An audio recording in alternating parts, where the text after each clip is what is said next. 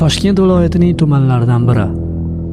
23 yoshli bir yigitning janozasiga tumonat odam to'plangan. Peshin namozi o'qib bo'lingach, masjid imomi bu yigitning qanday bo'lganligi haqida so'radi. Hamma bir-birakayiga yaxshi odam edi deyishdi. Yaxshi odam ekanligiga guvoh berganlar saflarni tekislab, janoza namoziga tayyorlana boshlashdi. Ammo shu paytda masjid tashqarisidan bir masihiy xristian rohibi ko'rindi. U shosha-pisha bir narsasini yo'qotgan insondek yugurib keldi. Bu yigitga janoza o'qib bo'lmaydi, chunki u xristianlikni qabul qilgan.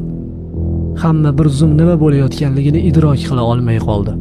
Ushbu karaxtlikdan birinchi bo'lib imom chiqdi va rohibga qarata dedi: "Siz noto'g'ri ma'lumot olgan ko'rinasiz.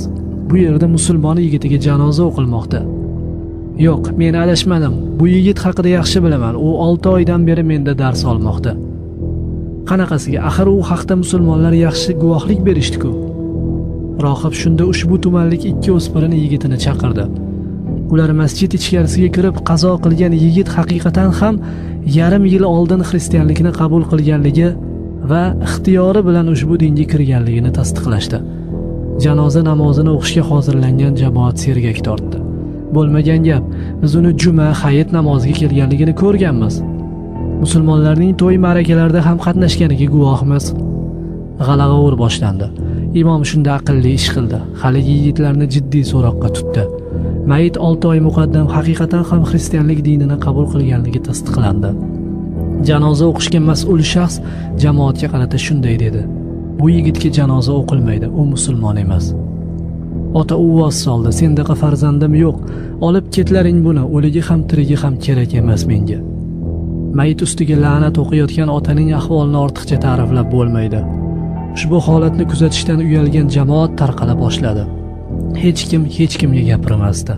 Hamma karaxt ahvolga tushib bo'lgandi. Shu paytgacha odamlar falonchi xristian bo'libdi, uyiga xoch osib kelgan qizini falonchi oq qilibdi, Toshkentga o'qishga ketgan falonchi Injil tarqatib yurganmish qabilidagi xabarlarni eshitar, ammo parvolari halak edi. Ular bugun bu yigitga janoza o'qilmaydi degan jumlaning naqadar dahshatli yangrashini his qilishdi. Holat janoza namozi o'qishga kelganlarning har biriga katta aqidaviy dars bergandi go'yo. Haligi ikki yigit ham bu voqeani ko'rib tavba qilganligi haqida ma'lumotlar bor. O'sha kungi voqea ana shu janozada ishtirok etgan odamlarga ham qattiq ta'sir o'tkazgan edi. Uyga kelishlari bilanoq o'g'il-qizlarning yurish-turishlariga qiziqa boshlashdi. Shu bilan birgalikda ularga aqida almashtirishning oqibati qanday ekanligini hikoya qilib berishdi.